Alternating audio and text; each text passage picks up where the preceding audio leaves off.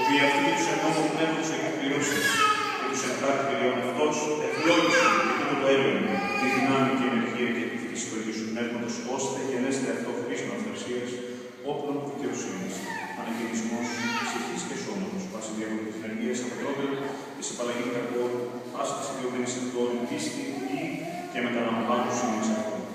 Δόξαν Συ και μονογένους Σου ή του Παναγίου και αγαθού, και σώπιν Σου πνεύματος μην και αεί και εις τους αιώνας ον αιώνων.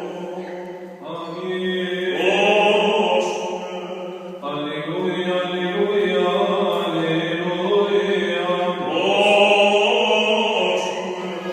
Αλληλούια, αλληλούια, αλληλούια.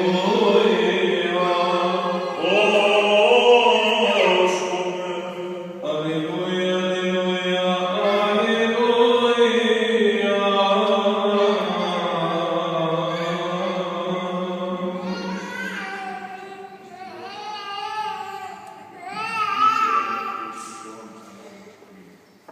Χρήτω τους του Πάπους και τον Αγία Σου στον Πατρό Σου και του Υιού του Αγίου Πνεύματος.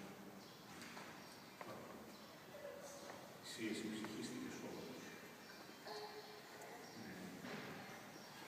Σε απολύν πίστεως. Εχείρησε και σαν την κλασά.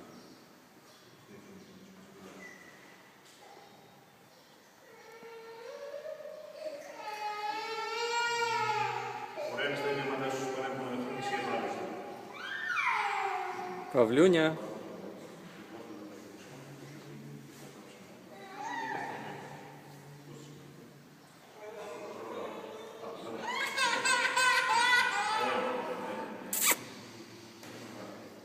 Ой.